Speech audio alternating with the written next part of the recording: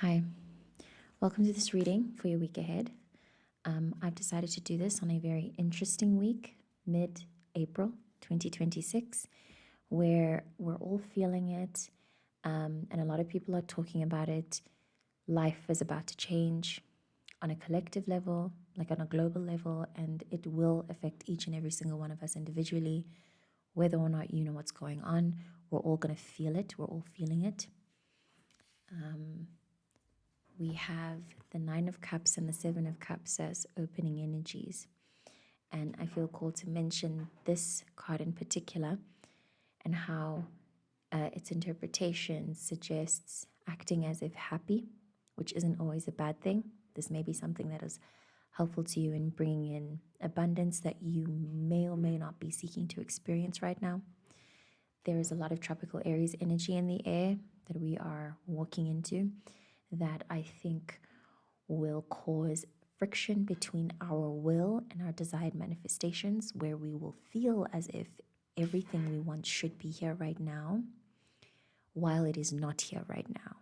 That is a good thing. That is medicine. That is the literal definition of manifestation. So if you can act as if happy, that will do wonders just on an emotional level. And then you can wait until your external life starts to look like what you want.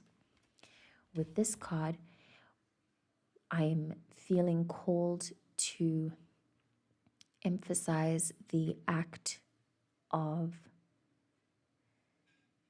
not using your logic, steering very far away from thinking and feeling at most, or at the very least being in the moment. Your logic, your brain, the processing place of each of our beings right now is going under a reboot. And so it's not the most reliable source, even if you do tend to be a logical person. Your best bet is to look at life on an energetic or spiritual level. If you are logical, then it's likely that looking at it from an energetic level, like science and all of that, quantum mechanics, quantum physics, might be helpful for you. So doing a little bit of research on that, or at least trying to see life from that level, will be surprisingly helpful for you, I think. I feel. I'm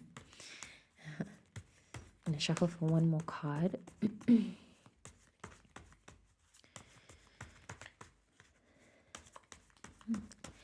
two cards took, okay, thank you. Just as I was about to mention it, the two opening cards took, they were very quick when they came out, and this third card took some time. It's the Ten of Discs. Makes sense considering, I think, oh, that's funny. I think the fact that I said that this took its time, I think that's a channeling on its own. Again, with the whole will and desired manifestation thing, a lot of us are going to come into these senses of being very impatient and I'm feeling into maybe someone feeling like they should know what they should know what to do, but it's like they don't. And the lack of knowing what to do more has to do with like you trying to understand not even what you're looking at, but what you're feeling and what you feel about a thing. With these cards together, I also got the sense of a need to rework what you think your manifestations are and align them with what you think your ancestors want, because that's actually what's going to happen. We have the wheel beneath the deck. Your lineage, your bloodline, your maternal, I feel called to mention, your maternal lineage's story is a lot more important than you have given credit for, and you may find out more about why that is. And then it's through that work that you will find a sense of true fulfillment, true joy. Because also get that a lot of us are looking for that right now. We're looking for happiness that's sustainable and not just rooted in things like material wealth.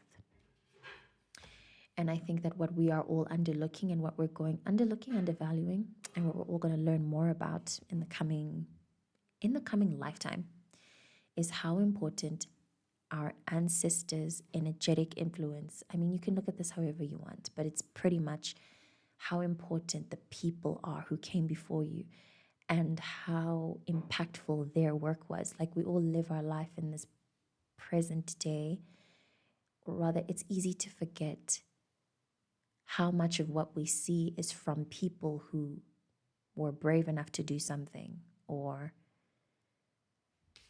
delusional enough to believe that everything would turn out okay, even if they didn't see or understand how it would turn out okay. The same characteristics are required of us. And if ever you feel lost, or like you don't know what the next move is, or you're trying to source a root of discernment within you, think about how your ancestors are always with you. And they've tackled much bigger problems. And they did it by force or by fire. We don't know. But maybe if you immortalize them in that way and understood all of that as you, because you come from them, you naturally have their problem solving, you have their grit. Again, because they're with you, they've lived that life. So they have advice for you, just not in the way that your brain processes it. It's going to be different. It's going to be a little out of the box. So be open to synchronicities, otherworldly communication. Listen to your family members more often. Just listen to them. You don't have to strike up a conversation, but hear them out, see what they're about. Because again, that stuff is useful to you. That's useful information, especially your maternal, I beg your pardon. But I said paternal, so maybe that's important for a select few. But I feel like the maternal is more important because of the work with the feminine and loving and nurture and softness that we're all doing right now. I did show the wheel beneath that, and I think that's a good place to stop because of what this implies about the completion of something and how it has nothing to do with you or whatever logic thing. It has nothing to do with your little human things. The 10 of discs and the wheel, there is, there's ancestral, millennias before you work that is being completed right now that you're better off witnessing and seeing and watching the wheel turn. The only involvement it takes from you is your presence. You are in this wheel. You cannot turn it. You are part of it. The wheel is turning you. So be turned by the wheel. Let me read. Oh, I've started recording without the presence of my interpretation book, so I guess I can't really read it. But I do trust that I've delivered what needs to be delivered about the presence of these cards. And then beneath that, you have the 8 of discs. So consider working with your hands to transmute the energy and learn more about what your lineage may have to say to you. I wanted to say about you, but you may get answers, from understanding the pattern that your mother took in her life and your grandmother took in her life, You might get answers about where your pattern leads and what you can actually do for fulfilling work, because that's important as well. Yeah, I think I'll leave it at that. Thank you for watching. Please trust yourself. There's no better time to do that. And I'll see you in the next reading.